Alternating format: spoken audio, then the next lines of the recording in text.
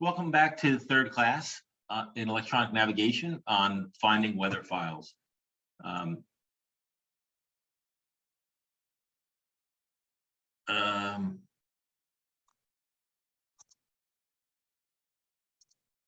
Okay, Eric, why don't you start us off?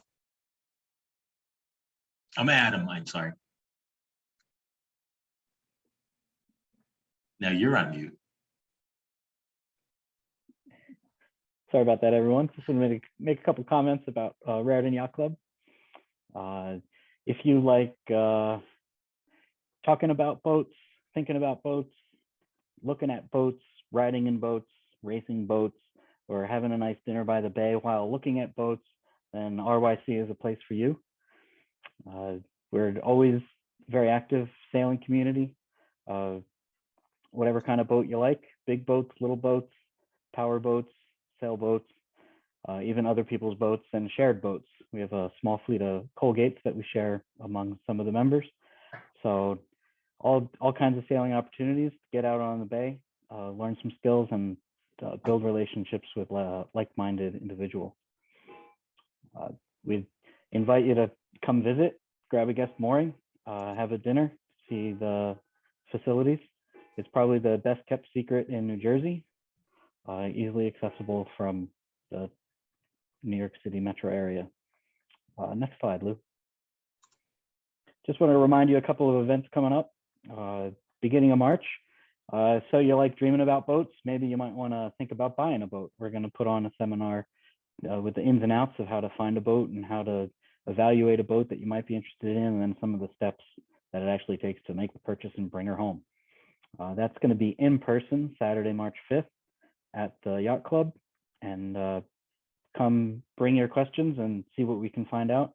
That's an event that you'll have to register for through Eventbrite, just so that we make sure that we can get all the event updates to you and we don't exceed capacities. Another great event that we're excited coming up is toward the end of March. The British Virgin Islands Tourism Board is coming to throw a party at the Yacht Club. Both of these events are open to the public, so we'd like everyone to come down and enjoy a good time with us. There's going to be music, drinks, giveaways, raffles, all that good stuff with some live music and entertainment. So we look forward to seeing you there, and don't forget to register through Eventbrite, and hopefully we'll have a good time together. Go ahead, Lou. Thanks. We just wanted to put up the backgrounds of the people that are will be teaching tonight and have worked through all this course. Gary is talking about Expedition primarily. Kelly will be was answering questions last week, this week, and we'll be giving some future sessions. Eric will be talking about some issues about weather partly in this session and next session. And Dale will be talking about QTVLM, and if anybody had any questions at some point on Opencpm, he'd be able to answer those as well. Just a reminder, please mute yourself, and as you guys heard when you came in, the session is going to be recorded, so you all had to click the OK box over there. As prior sessions, we're going to be answering questions in the chat window if we can, put them in there. If there's not somebody that can answer them directly in the chat window, our moderators will bring them out and get them addressed, with the presenters, right? So let's get started. We have, again, this week is class 3, where we're going to be talking about what models are out there, where to find them, how to download them, both current models, weather models, and current models. And we're going to illustrate various models of various modes of downloading those. While we're on the screen, just to review for last week's class, we downloaded our boat information, our polars and sail charts. So we told these programs about what kind of boat we had and how it behaved, and we set a basic route. Okay, so we're working towards next session running an optimization and seeing how the computer can plan a course for us. Okay, so what we're doing with weather models, we're downloading something called a GRIB, and that stands for a gridded binary format file. And that is basically a weather prediction for a certain spot that has a lat and longe attached to it in the data, so that then you can plot all that weather information on a chart, and that's how we see where the weather is. Okay, we can find all kinds of information. You see the wind is out there via a couple models. Current is from a model called RTOF, so we'll see that in future slides. And we're going to learn a little bit, as I said, about each of these programs has a little bit different ways to how to download the weather. So we're going to learn about that. When we talk about models, there's several different types of models. Everybody's probably heard of them. So keep in mind, they're going to be the widest scale is a global model, which obviously covers the biggest area. So it's going to be less resolution, or maybe updated less frequently, but it gives you information over a wider area. The next focused in one is a regional model. Okay, usually it can have a little bit higher resolution. It might take into account a little bit of terrain effects and some heat effects from the land. And then the most focused model is a local model, and it better reflects the weather effects from terrain and convection, things like sea breezes and land breezes. Okay, as I said, there are other kinds of models. Just as an example, you can get currents, wave directions, pressures at various heights in the atmosphere, sea level pressures, sea state, seawater, sea temperature, convection, and really there's a model for almost anything you want. You just got to find it and download it. So we're gonna go through some simple stuff today and how to find it, but here's a good slide on to refer to in the future, or if you're looking at this during the week. There are, so if you want to hear some good stuff on weather, starting from the bottom up, we ran a weather seminar last year where we got some folks from Rutgers to demonstrate to us a site called Maracus, and it's a government site that they have a viewer for. It's great. You can find pretty much anything on there. So that's a long seminar on how you can manipulate that site to see what you want. There's another explanation of offshore weather. This is from the Cruising Club of America at this YouTube address. Other government models are up here at the top right at the Now Coast site. You can see a lot of different weather charts. And this Spaghetti Models is a private chart. It's a very busy website, but it's got links to, it's got to be almost 100 models and other weather sites. So it's an interesting place to jump off if you're looking at to do some to see what you can learn about weather online. Now, how you get the weather, there's some good tutorials on downloading the weather. Field Yachting has a good tutorial on downloading to Expedition, and YouTube, I'm not sure, I don't recall who did this, but it's a very good tutorial on downloading weather in QTVLM. So you might want to keep that in mind. Okay, so weather models, the big ones, as I said, there's a lot of different models, but the ones you've probably heard are the top four. GFS is global model. It's global forecast system. You can actually find out about it at that link, NCEP. NAM is a North American model. Those are probably the ones we've heard about looking at, sail flow or something like that. ECMWF stands for European Center for Medium Range Weather Forecasting. That's the European model you've heard about. Actually, that some people had some really good luck with the ECMWF. They thought that was very accurate in the past. from what I've heard recently, the GFS has just been updated and is fair. Its accuracy is about on par with the European model, but that's just hearsay. The last one is a HRR model, HRRR. That's a high resolution rapid refresh. It's a lower resolution. Well, it has a lower resolution, meaning it can look at weather on a more focused scale. Every 3 kilometers apart, whereas other ones might be at 5 kilometers.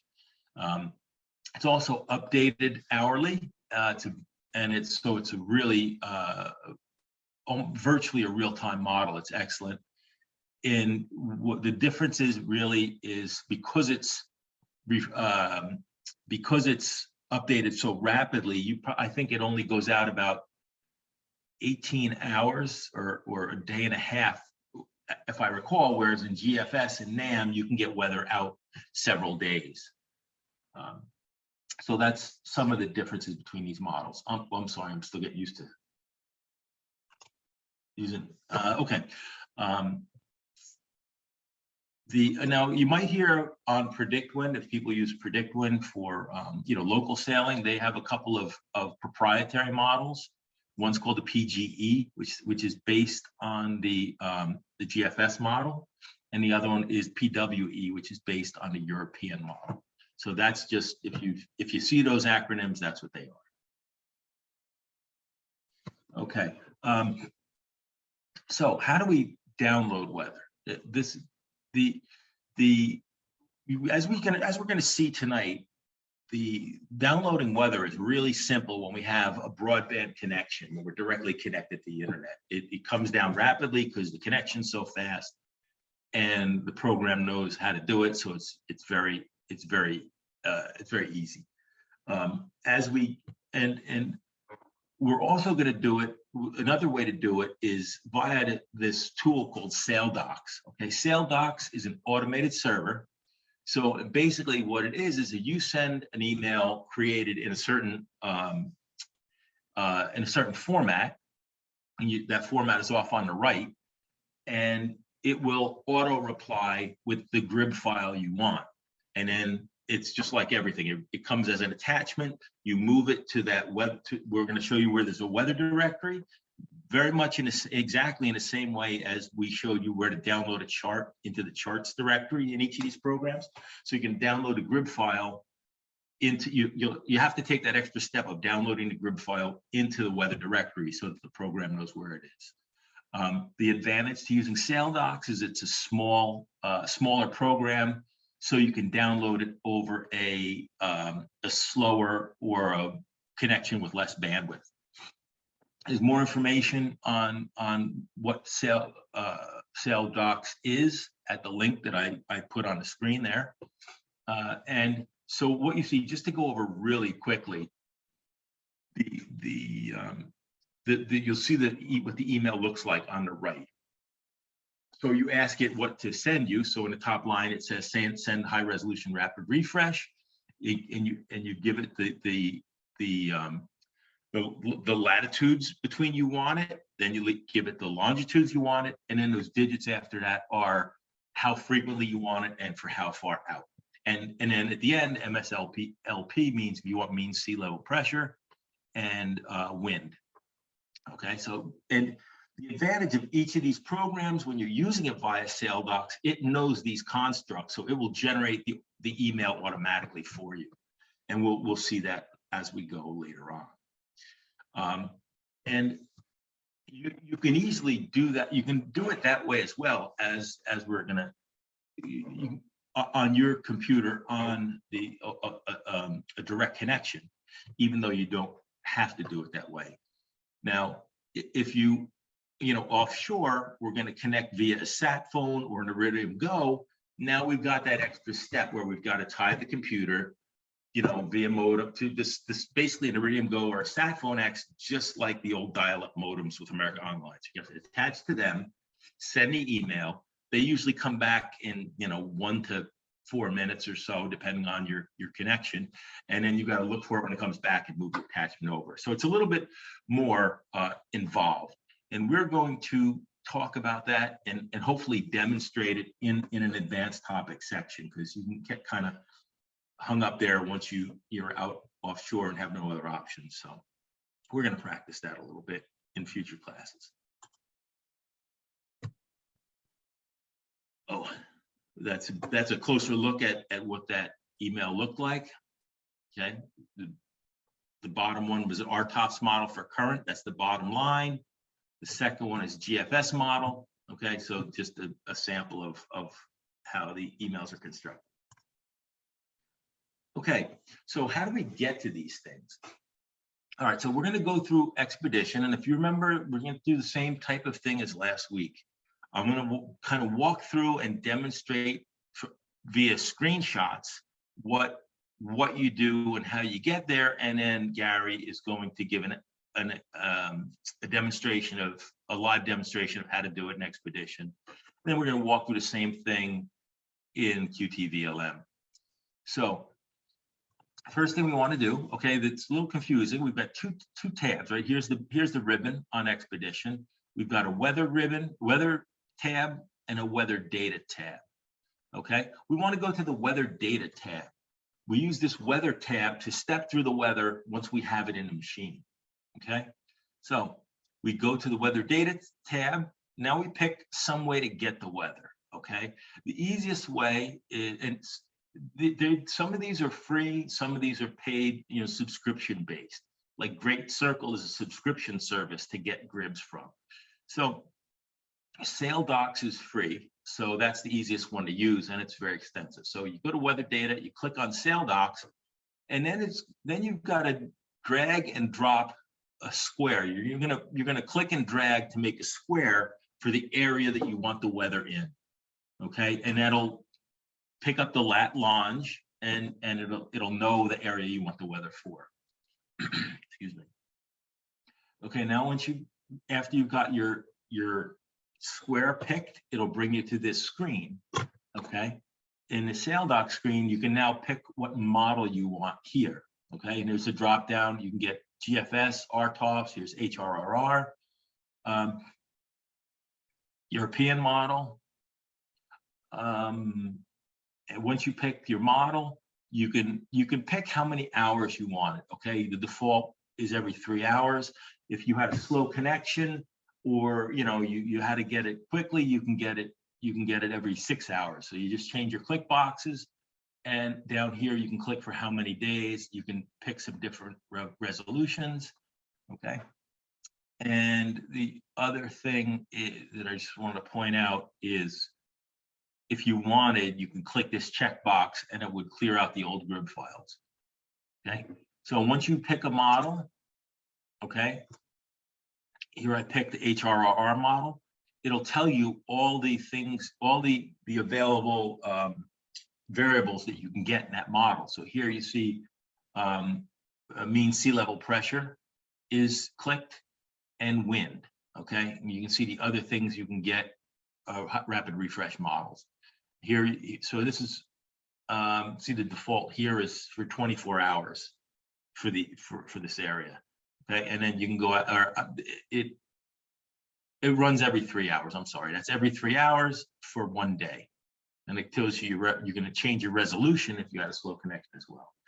Once you do that, you click this Get Grib File button right here, and all the way over on your navigation bar, there's going to be a progress bar right here. So when you click this, you'll see this thing, fill up just like if you were doing a file search. And if you're doing it at home in a direct internet connection, it goes so quickly you probably can't even see it. But on a slower connection, let's say via a phone or a cell connection or something like that, you can actually see it take a while, or if you're pulling down a lot of data. So that's how we get the weather down. Now, once we have, that's just a close-up of what we just saw on that screen. The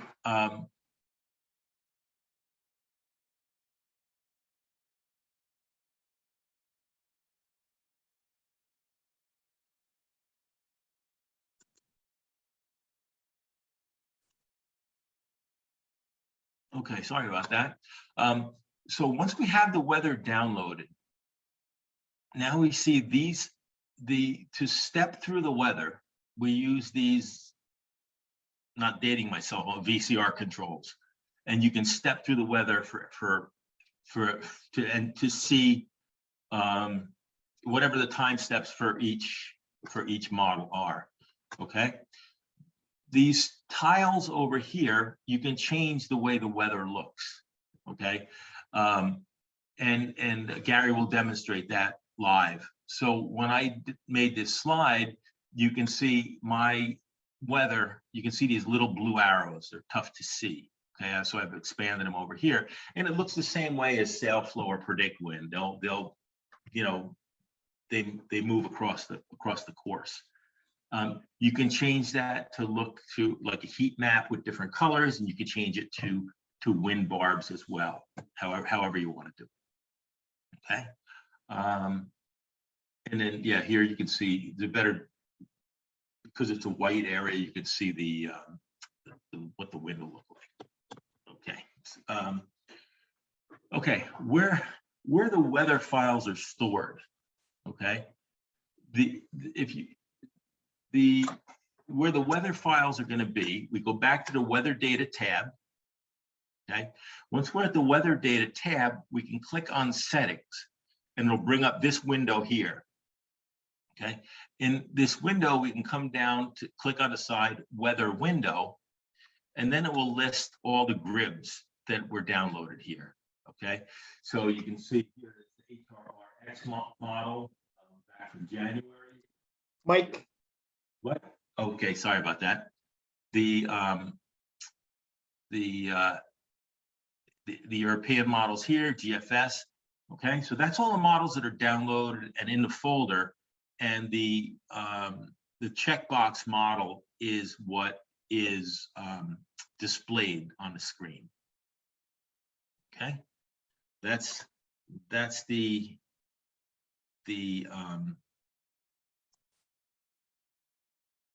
okay, there we have just a close-up of the same thing I just showed you. And now what we can do is I'm going to stop sharing my screen.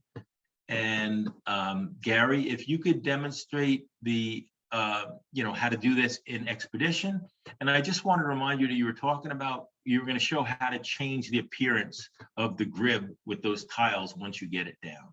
So I'm going to stop sharing. All righty, thanks, Lou. So we're back to our Expedition screen.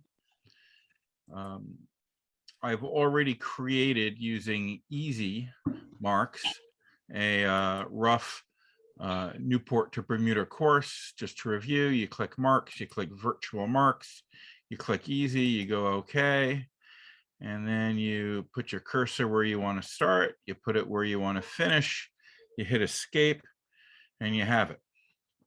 So the way I do things is very different if I'm at sea using, a very slow satellite link via an Iridium Go or a sat phone versus at the dock with good Wi-Fi or at home. So I'm going to get, before I leave, I'm going to get as much data as possible. So I'm just adjusting the size of my screen here a little bit. So I'm going to click on weather data. And then I'm going to go to sail docs. And then I'm going to pick a really broad area to the west, because weather comes from the west and I want to see what's going on. And I'm going to start with the GFS grid. And I'm going to go for my surface pressure, wind, rain, sea temperature, the Cape index to have a feeling for if I'm going to get a thunderstorm, and then my 500 millibar and waves here. I'm going to basically get it for every 3 hours. I'm going to go out. If I'm going to Bermuda, I'm going to say a week. I want my highest resolution. And then I'm going to click Get Grid File. And then you can see at the top right that it's connecting via Wi-Fi right now. And it's going to download the file.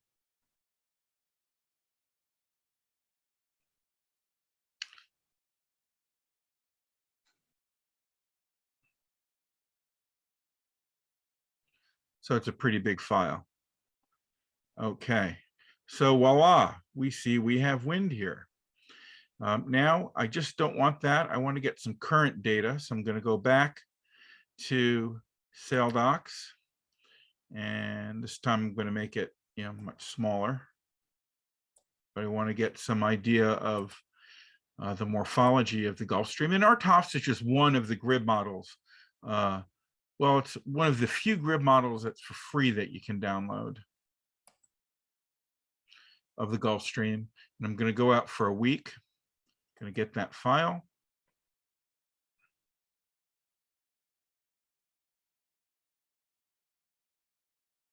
Good.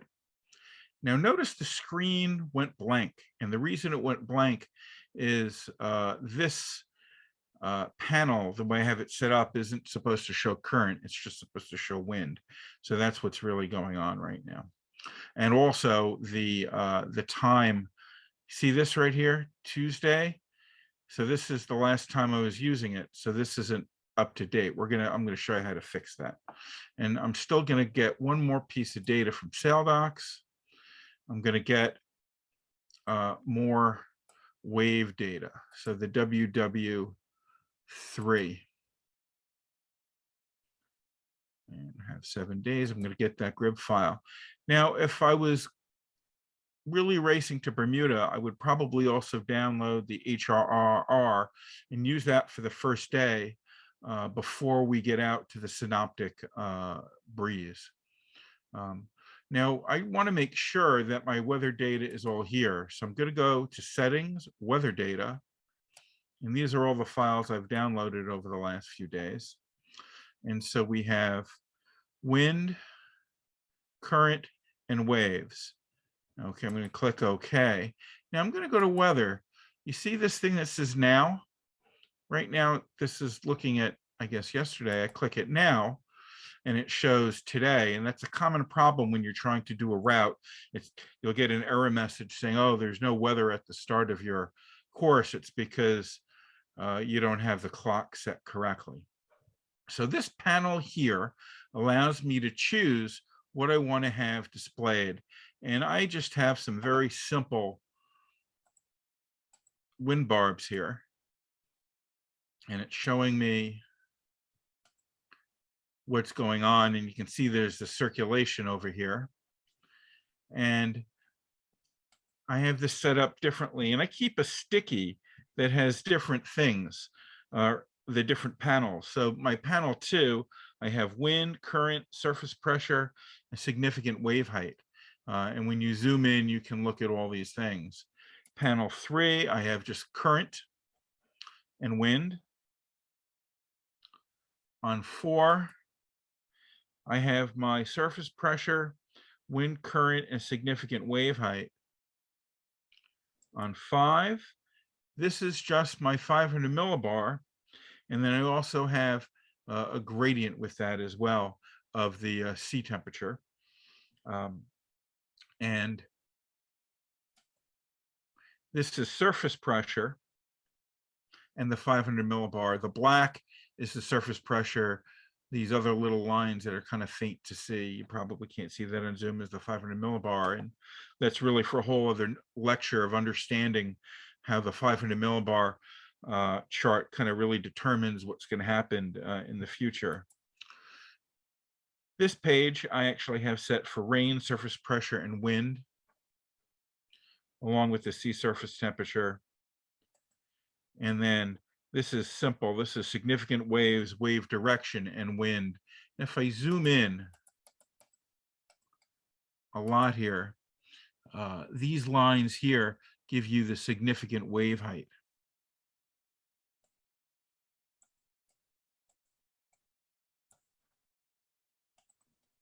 Then lastly, I have just current. So Gary, just a second. You went through the wave height pretty quick.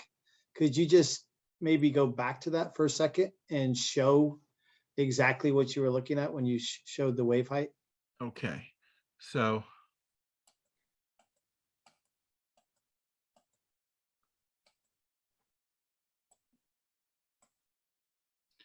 you see this line here?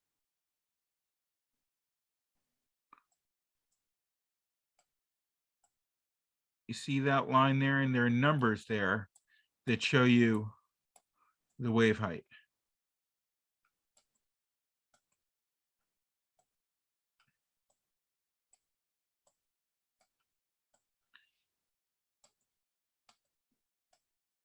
And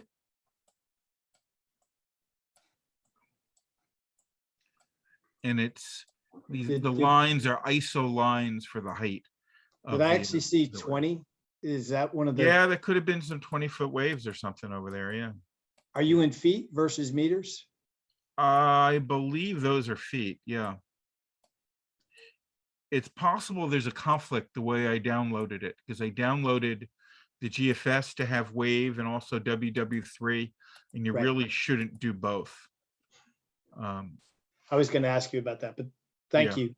Okay, so this is how you change it the way you want to look. So you just highlight panel 1 and then you click settings. And this gives you all of these choices. So it's the 10-meter wind that the GFS I downloaded. So you click this and you see how I have auto scale for color. Color mode is spectrum, and then barbs. So I could change this from barbs. Let's say if I preferred a scaled arrow, so that the bigger the arrow, the more the wind. You click OK, and now I have scaled arrows. Very simple. And you basically can add really as much data as you want to confuse yourself with, on a single picture. But again, remember, these things Sorry, are, Gary, there's one other question I think is pertinent. Mark asked, how do you set the weather pages? Mine are different. And I think you went through that, but very quickly when you used it. And I don't know right. exactly. Well, okay, so there are defaults here. Okay. And I've made these what I want them to be. And so they're all customizable.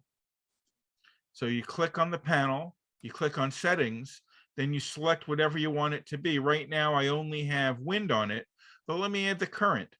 And so I'm gonna hit, I'm gonna use solid arrows, let's say, for the current here. Okay, I just added the current. I could take that away. Let's say if I want the current to have some shading, I can go back to the current and click shading. Now it's going to give me some shading. So what's very important though to do is to remember this is just a model. It's not a weather forecast that any human being has looked at. And so what I'm going to do is go back to my weather data, go to my image. Okay, and I'm going to look at this synoptic chart from NOAA, and this gives you the different charts for right now, 24 hours, 48 hours. So I'm going to go the Western Atlantic analysis, click download, and all of a sudden I see two different things. So right now, here it is, it's Wednesday at 17:35, but you got to go up and take a look to see when this chart is good for. So this is 1800 UTC, we're 5 hours off. So that's 1300, which was 1 o'clock today. And so what I'm now looking at is the overlay of the actual forecast, which is the yellow, compared to the grid. Now the grid here is at 1936, so I can go backwards. So we said it was 1300, right? Okay, well, look at that. They kind of line up. What do you know? So right now it tells me that this grid, was pretty accurate at that time point. Then I'm going to zoom out and I'm going to look over time, what's going to be happening to my weather on my trip to Bermuda. And you can just basically click the forward, or if you want to go more slowly, it goes hour by hour by hour. But gee, this is confusing. I don't want to look at it anymore. I go to chart, I hit toggle, and I can make it disappear, or I can bring it back. and there's a tremendous number of things that you can superimpose. Yesterday, I downloaded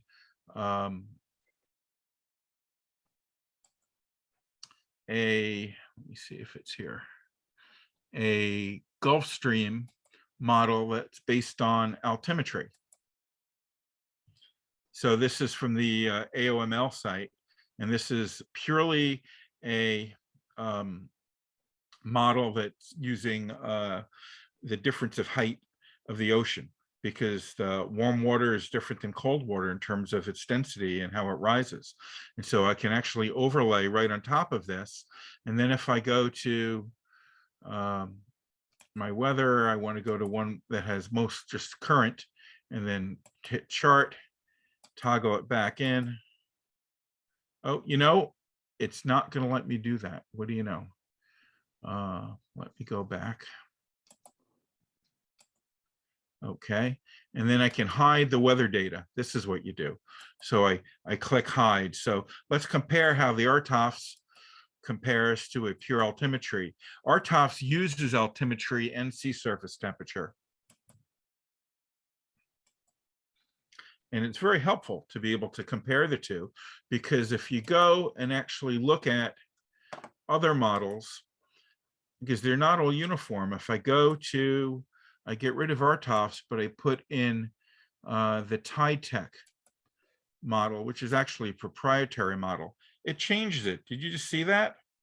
So the TITEC model has this big dip in the Gulf Stream, and which is very different from what the altimetry shows.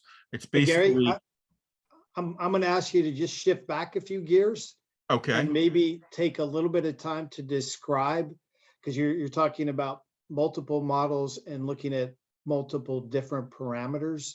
Yep. All of which is to take a good look at the Gulf Stream. So maybe if you just step back and build a little bit to that point, please. Okay, well, the Gulf Stream is this conveyor belt, you know, from the Caribbean all the way to England. And historically, the only way that it was identified was by ships dipping thermometers into the ocean. Then along came satellites, and you have the ability to identify the sea surface temperature. There's a limitation of that, though. Clouds, you can't actually get the temperature of the ocean with a cloud. So the sea surface temperature models basically are a serial picture of multiple days of observations. And you can actually go and look at different sites. The RU Cool site, you know, is a good one to look. You can actually look at the raw models and see how much cloud cover there was that day, because you get this very abstract picture, nothing looking like a Gulf Stream. One of the advances was the development of radar altimetry from a satellite that can detect, you know, a couple inch difference in the distance from the satellite to the sea surface. That is independent of the ability to see through the cloud. The radar sees through the cloud. It's not a problem. And then it's a model, just like the weather. It uses specific data to determine, you know, the velocity of the water that's moving along, you know, velocity, speed, and direction. And so there are multiple things that people look at. That's why, you know, you have sea surface temperature sensors on your boat, so you know when you're in the Gulf Stream. And there are multiple ways of, you know, looking at where the Gulf Stream is. The classic was the Navy model, which is pretty good at identifying the wall of the Gulf Stream, but maybe less so some of the characteristics within it. Then you had RTOFS, which in the past was a very heavily weighted model towards sea surface temperature, but a few years ago, they started adding the altimetry data into it. TITEC is a commercially available product that uses free altimetry data from a company called Copernicus Marine in Europe, and you can go to their website, and it's kind of similar. It's actually better than the AOML website in the US, because you don't have JavaScript issues preventing you from actually looking at it. And, you know, if I was going to Bermuda, I'd be very interested in being on this side of the run line, all things being equal compared to this side, because you're going to get, you know, probably a 5-knot boost through here. How much of a boost am I going to get? Well, what I'm going to do is I'm going to click tooltip. And this is letting me know that I've got a 3.6 knot current in the middle here. And you can probably add 20 to 30% of that, because most of the models underestimate kind of the max current.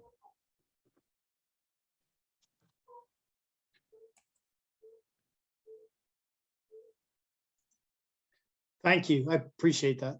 Sure. Do we have any more questions, John, on Expedition? Anything on the chat? Nothing else on the chat. I think the one thing that I'd like to just comment, I put it in the chat itself, is I think the Gulf Stream has changed over the last couple of days, because just looking at it this weekend, you didn't see that dip down towards Bermuda the way you see it now. Yeah, exactly, right there. You didn't see that. It was, Yeah, it was. Well, this is a function of this single model. There is no other model that shows this, and I don't think it's real. I think what you're seeing is, you see this eddy here, this cold eddy? Yes, sir. It's interpreting that the stream's coming all the way down here because the velocities are very low. And I was having a discussion with oceanographer today about it, and there's some doubt on whether it's very hard to imagine that there's no current right here, you know, of significance. So, but, you know, I haven't spoken to Jennifer Clark about it yet, so I don't know what her opinion is. But my guess is this is just a function of the TITEC model, because RTOPS doesn't show it. Navy doesn't show it. Altimetry doesn't show it. So. Okay, wow, thank you, Gary. All right, if you want to stop sharing, sorry, I will share my screen, and we will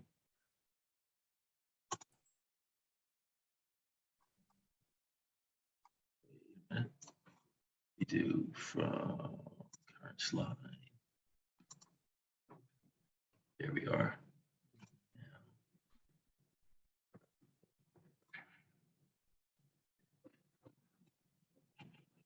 Let me see.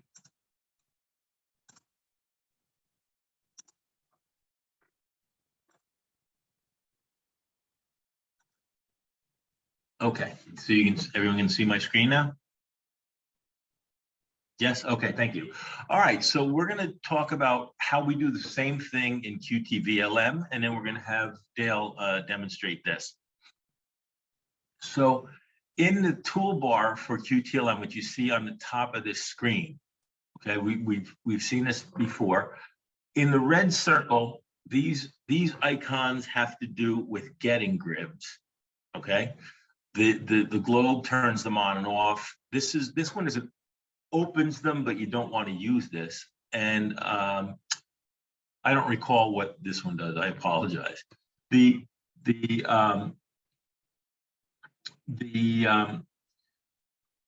these in the blue have to do with how you view the gribs. Okay, this globe-looking one turns the gribs on and off. The clock is how you change the times, and the arrows are how you step through. Okay, some of the things to know on QTVLM is you have 3 different slots where you could store gribs: slot 1, slot 2, slot 3. Okay, and when you click on get a grib, you click on the globe. You press and hold this globe. It'll bring a menu up. Okay, and the easiest way to get a grib is if you click this download partial VLM grib. That will give you roughly, it'll give you the weather grib, the wind grib for what you have on the screen, and it expands it out to the next degree of latitude, north and south, and longitude east and west. You can change that somewhat in the settings menu, but the point is it takes a big area, but it's a quick way to get some weather onto your chart. Lou, don't forget your laser. Okay, let's see.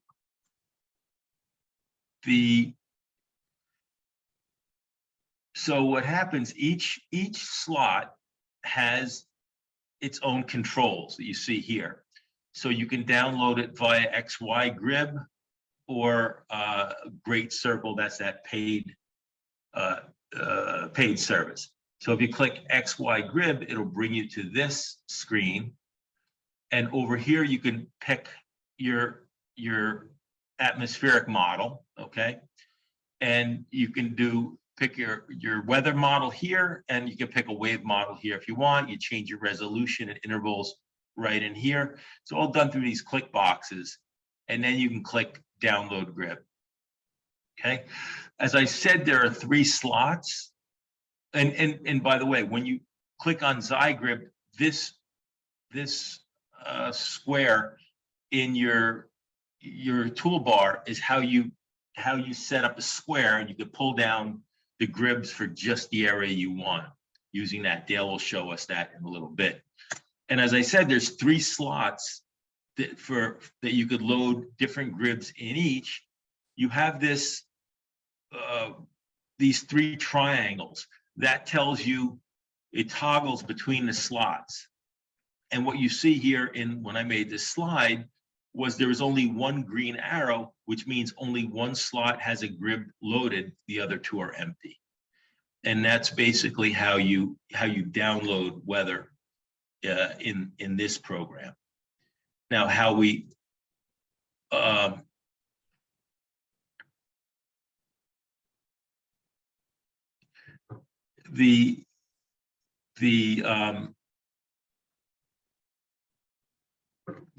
this is just a little bit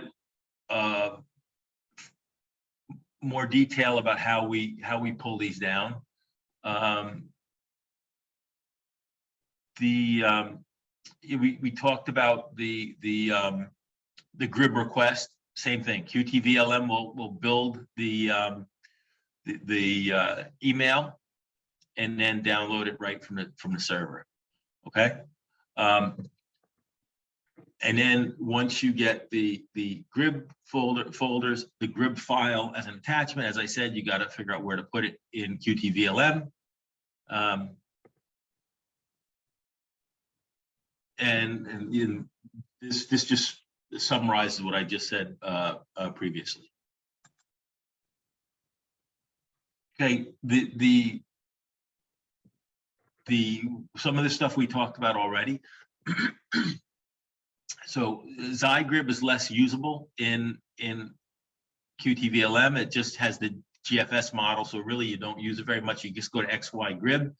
These are the models you can get from there: the GFS model, the European model. You don't want to touch the Grib VLM button usually because it takes a big area. But the partial VLM, as I said, it'll just take a square grid for it. Okay.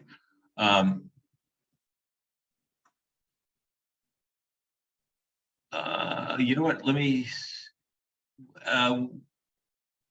When Dale gets to demonstrating how to go QTVLM, he also uses a program called LuckGrib to download it to his iPhone. So I think he is planning to demonstrate that as well. Okay, when we have the weather file down, we have as I said, our tab controls are over here to step through the weather. We can animate the weather, and we have this slide control up here to show us where we are in the animation. The one thing that was interesting that I hadn't noticed, if it's on Expedition, I hadn't noticed it, but there is at the bottom of your screen, you'll see when you roll your cursor over the chart, the condition, the wind conditions, and the launch location of your cursor will be indicated down on the lower left. So that's an interesting feature as well. All right, so now I'm going to stop sharing my screen, and Dale, you should be good to go.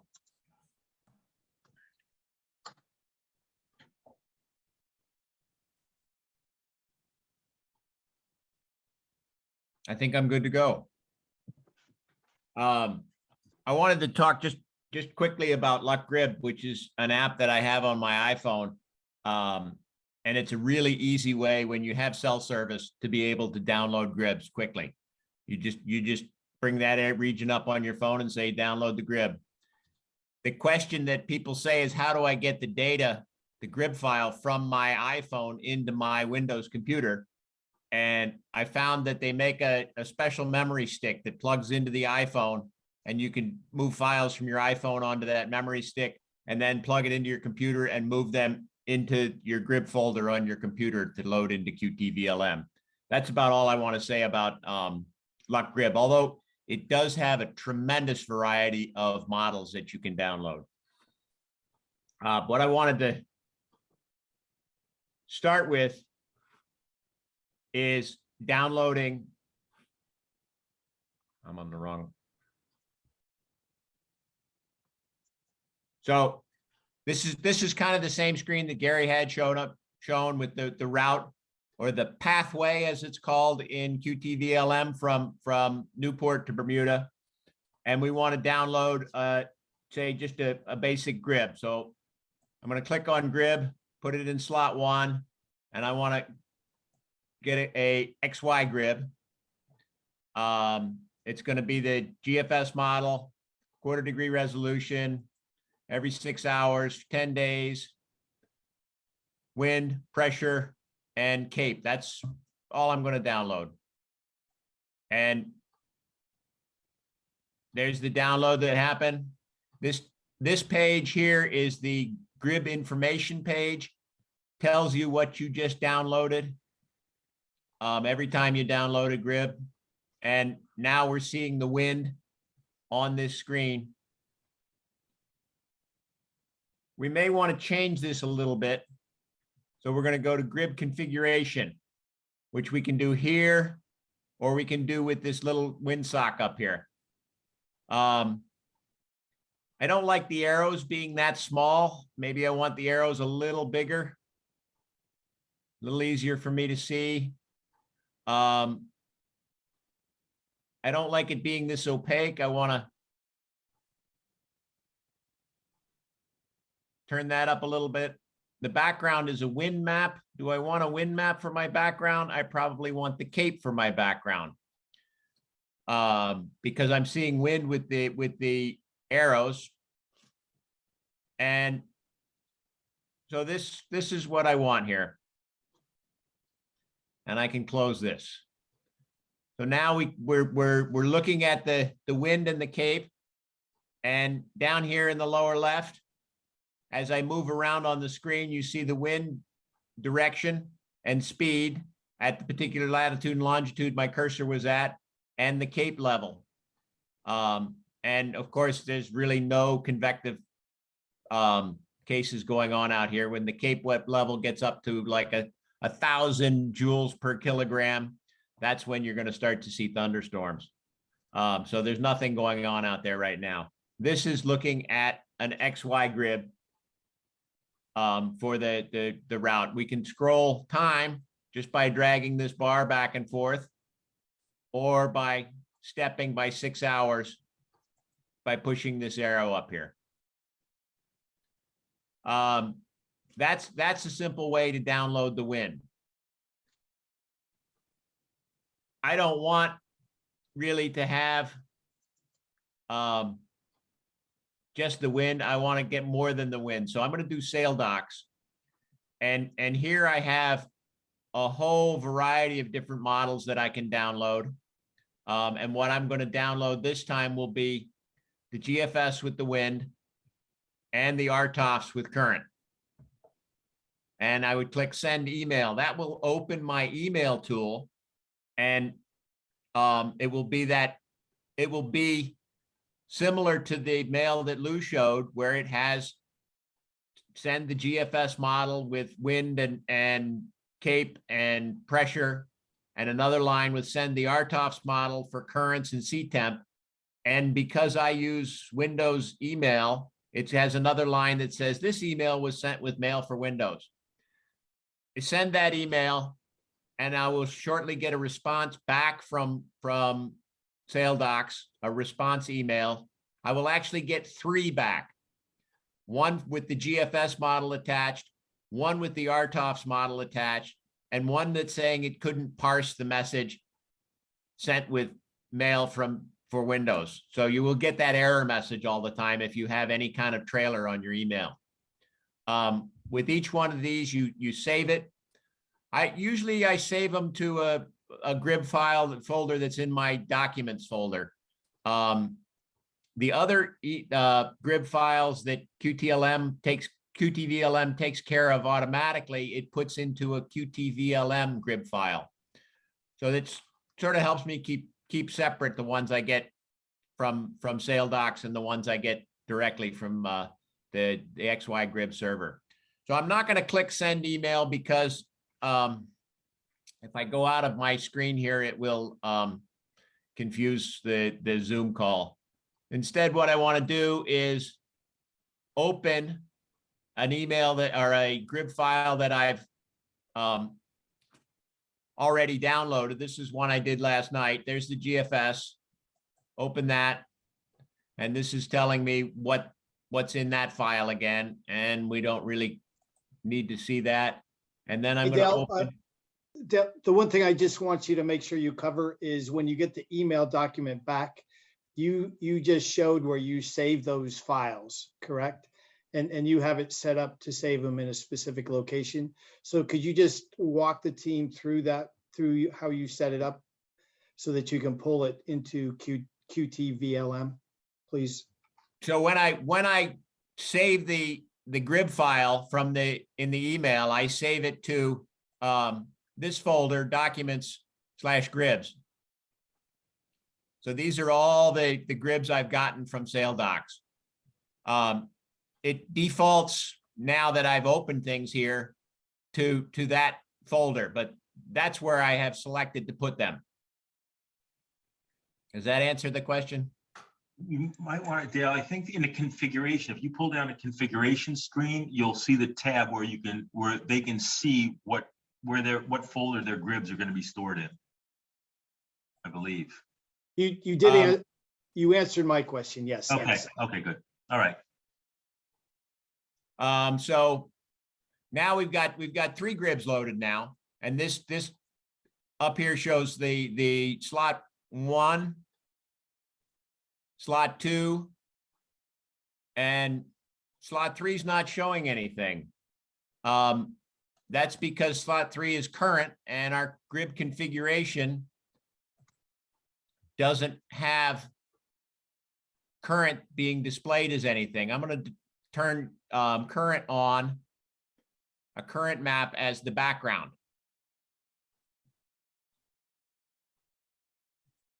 So this is what's in slot 3 is a color graded display of the RTOFS model for the current. And you can see the Gulf Stream going across there. Maybe Gary wanted arrows on there as well. So let's see if we can do that. Secondary arrow. The secondary arrow, we're going to display currents. And so now we have these arrows with the sizes of the current. And down in the lower left, we're seeing the current, the direction and the speed of the current along here. If we wanted to display both wind and current, I'm going to close what we had in there, and we are going to do GRIB configuration and activate slot 2, all slots. And so now we are seeing both the wind and the current displayed on here. And it appears that it's actually attaching a number to the bar that's showing you the wind. So now we've downloaded the wind and currents, and we can do our weather routing for this pathway. And that's about all I have to say. Okay, so if you are there any questions?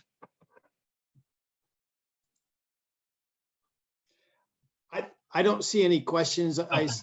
There were a couple of comments, and I think one of the things that we may want to just take a few seconds, both Gary and Dale, to talk about, again, just to refresh people about Expedition versus QTVLM and why we're looking at both of them for this course. Sure. Well, I guess I can answer that. So while Expedition is a more widely used program, say for racing, it's a little bit more pricey, and it's a little bit, and the trial version is only a 30-day trial.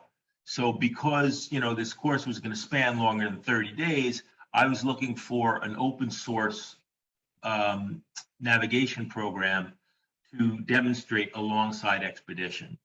So this is one that I've seen before. I was introduced to this along with Sail Online, which is an offshore sailing race program. And so it was very much like Expedition and really powerful. So I decided to use this one. In retrospect, there's another open source program called Opencpm. You probably heard me mention it once or twice during other classes. The Opencpn is also, as I said, open source, and that's gaining more widespread use. So that's another open source program as well. So that's why we were doing this with these both programs side by side. Hey Dale, could you do everyone a favor and just slowly walk through how you pulled up the current files to show the Gulf Stream, and just go back to where you pulled that up, what data source you were using. I know there's a lot of responses on the chat, but if you could just walk through that again. And I think both you and Gary, I think you're using RTOFs, and I think Gary used a couple of different models, but if you could just walk through what you did, it would be appreciated. Sure. I just wanted to add to what Lou said. Open source means it's free. It means you download it, and then you're kind of on your own to figure out how it works. With Expedition, it's probably better documented and you get help. I've been using Opencpn for 8 or 10 years and been very happy with it for a lot of things. And Gary's using a Tide Tech current model and some other ones that he's paying for. These are free, the ones that I'm using. So where did I get the RTOF's current grid from? Was from SailDocs. Right here, I think you can still see my screen. This is all of the models that you can download from SailDocs through QTVLM, and RTOFs is right here. And that's where I said download the currents and the sea temperature. I sent the email. I waited for the email to come back, and then I saved the grid file into my documents gribs that I opened here in slot 1 or slot 3, open the RTOFs model that I downloaded last night at 8:30. Can I say something about support for Expedition? There is a manual, and over the years it's gotten better. But Nick White, world famous, ocean navigator, basically monitors, the forum. And when you ask a question, there's a forum for Expedition Marine. He answers. I mean, I emailed him last week and asked him a question, and he could be out on a boat someplace and he answers questions. He's pretty an amazing guy who invented it. Is it worth the money? Yeah, I think so. And I even think for cruising it's worth the money for a lot of the things it does. But to me, its real value is in the racing.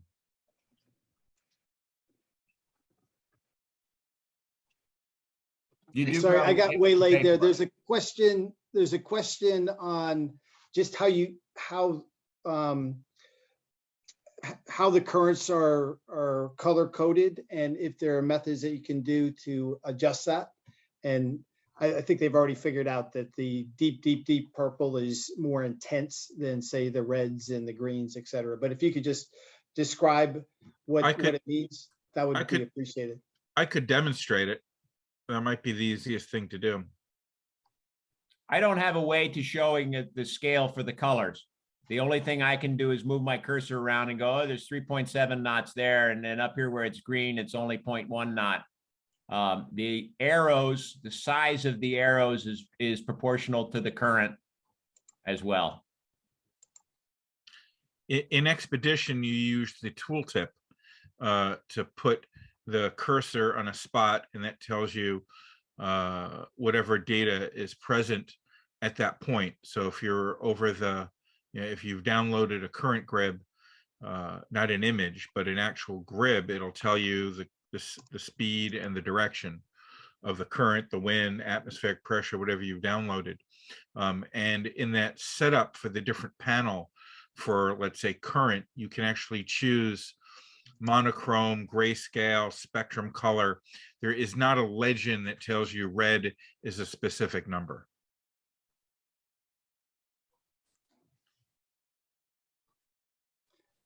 So Michael, does that answer your question?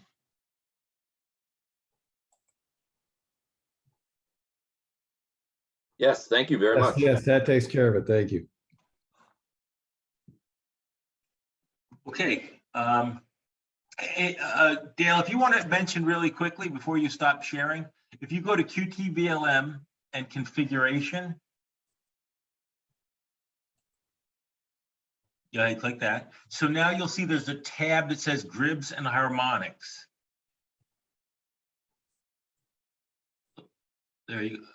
Oh, right. Yeah, it's behind my Oh, okay.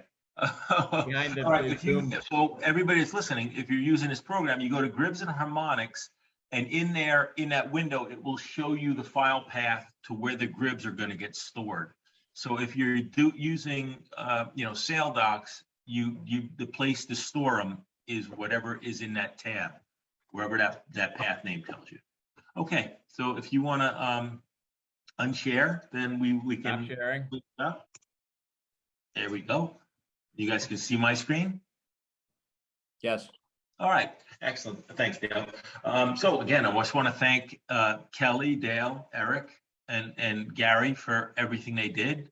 I just want to thank the Education Committee, Paul, John, and Adam for helping me set up this class, and for all you people that are around RYC, if you appreciate the class, let them know next time you see them. And the one thing is just regarding the next session, which will be the final one for the electronic routing programs, is we will end up optimizing based on weather and currents. So just stay tuned, because that's where you see everything come all together. And we're going to send out homework for this session in a couple of days as soon as we orchestrate a good exercise that is doable. The next session 4, is on a Tuesday. It's on March 2nd. Okay. And then the other things going on with our club, again, the boat buying seminar, it's going to be Arn Reinstead from Annapolis Sail Yard. They have a good inventory of used boats as well. So in addition to any questions for him, you can ask him any questions about his inventory. We will be getting a notice out to members and it's open to everyone. So, but we will have something on the website for it, and we'll be sending out a notice. On the 26th of March, again, we said it's the British Virgin Islands Tourism Day. We're gonna have BVI Tourism and the Moorings come down, and we're gonna have a party all day at the club. Be a drip band, painkillers, appetizers. Club will be open for dinner afterwards, and you can find out anything about any questions you ever wanted to know about BVI, places to see, or anything like that, or anything connected with chartering. It'll be a great place to get all your questions answered. Lou, one mistake we've got on the day.